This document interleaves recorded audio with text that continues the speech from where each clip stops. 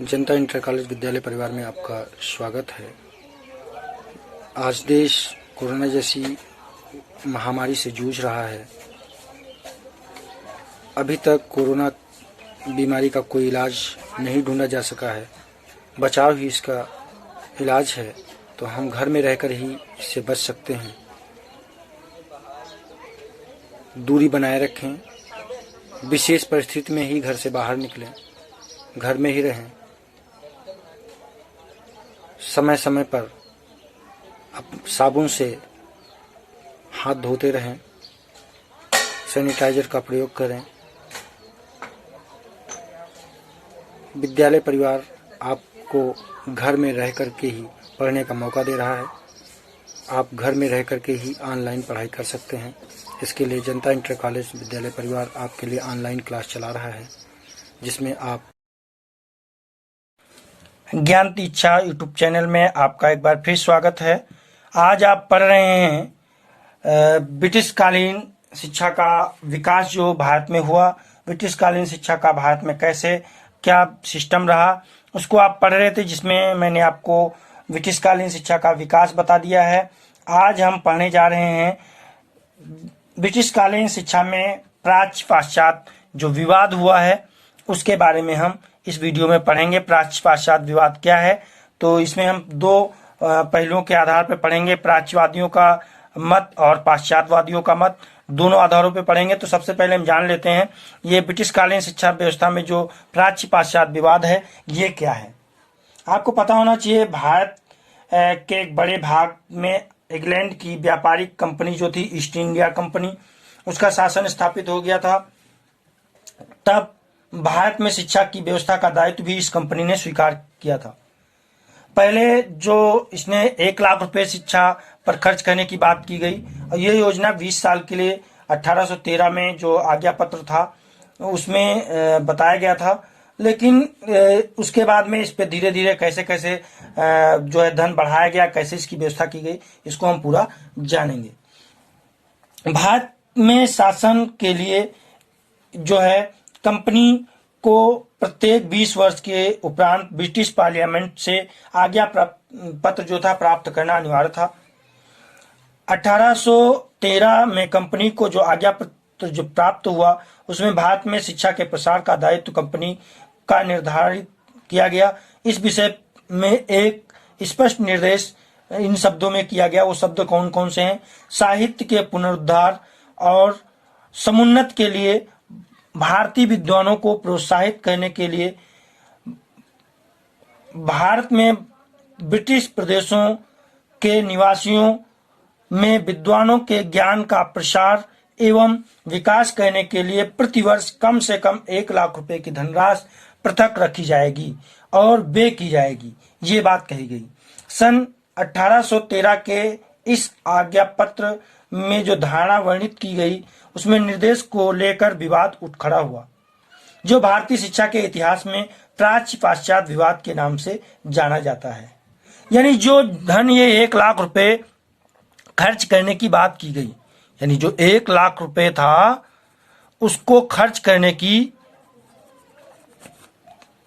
जो बात कही गई वो प्राच्य शिक्षा पे खर्च किया जाएगा या पाश्चात्य शिक्षा पे खर्च किया गया जाए, इसका विवाद बना हुआ था। अगर प्राच्य शिक्षा पे खर्च किया जाए तो यह वैदिक शिक्षा पे खर्च किया जाए, या जो है उस समय फारसी शिक्षा थी उस पे खर्च किया जाए, और अगर उस पे नहीं खर्च किया जाए तो पाश्चात्य शिक्षा पे खर्च किया जाए, तो पाश्चात्य शिक्षा पे कैसे खर्च किया जाए। तो ये विवाद खड़ा हुआ, जिस विवाद को प्राच्य पाश्चात्य विवाद के नाम से जाना जाता है।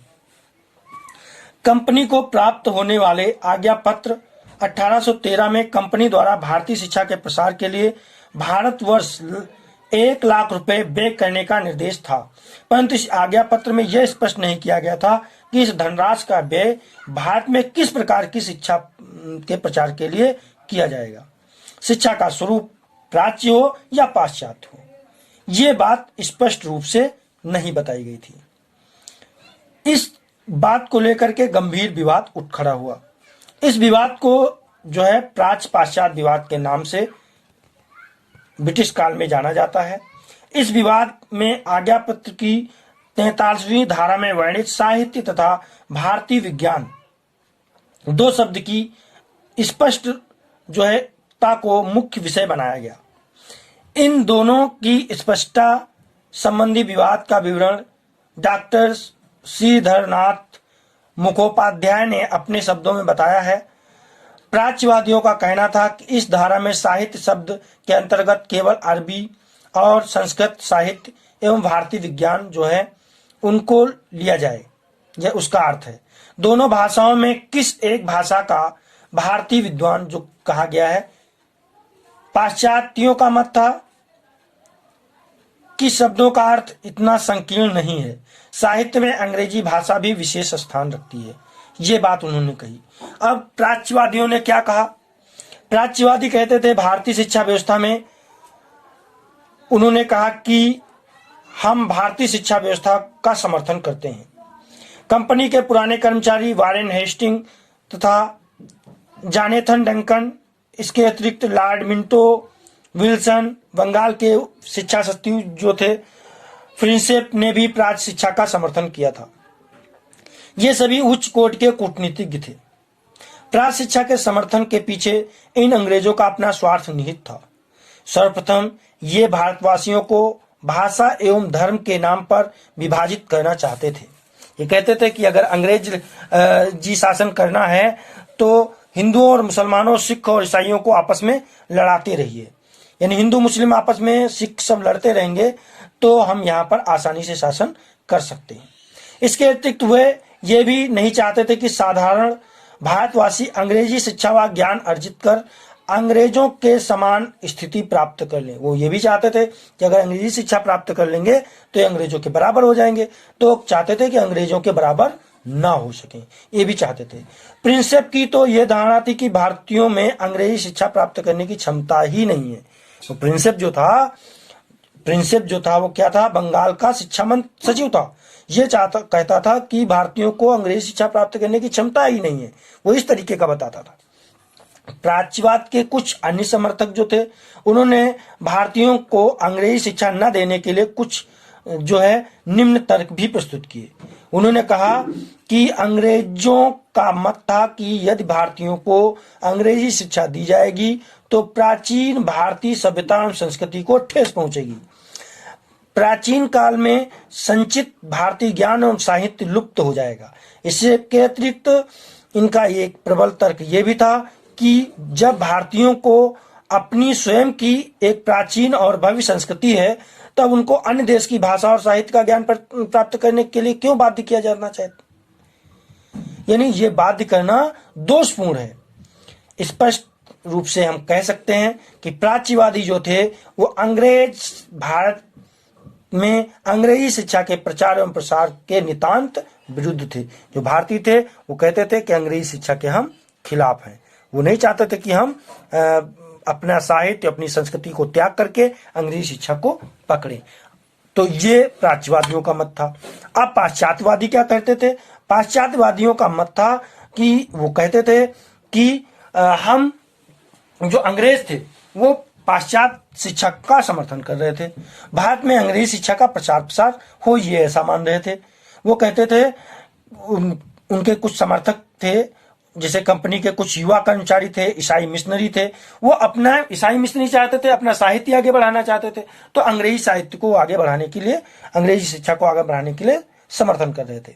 इस मत के समर्थक थे वो अधिक संगठित नहीं थे, परंतु उन्होंने प्राच्यवाद का प्रबल विरोध किया। इस मत के समर्थकों का कहना था कि भारत में पूर्व प्रचलित शिक्षा प्रणाली हर प्रकार से व्यर्थ एवं जो है अस्त व्यस्त स्थिति में है, जिसे पुनः स्थापित करना प्राय संभव नहीं है। इनका एक अन्य तर्क यह भी था कि भारत में प्रचलित अरबी, फारसी, संस्कृत भाषाएं एवं उसके साहित्य नितांत पुरातन पंथी हैं जो निरर्थक हैं। इन साहित्यों के अध्ययन की कोई अब उपयोगिता नहीं है, वो ये मानते थे।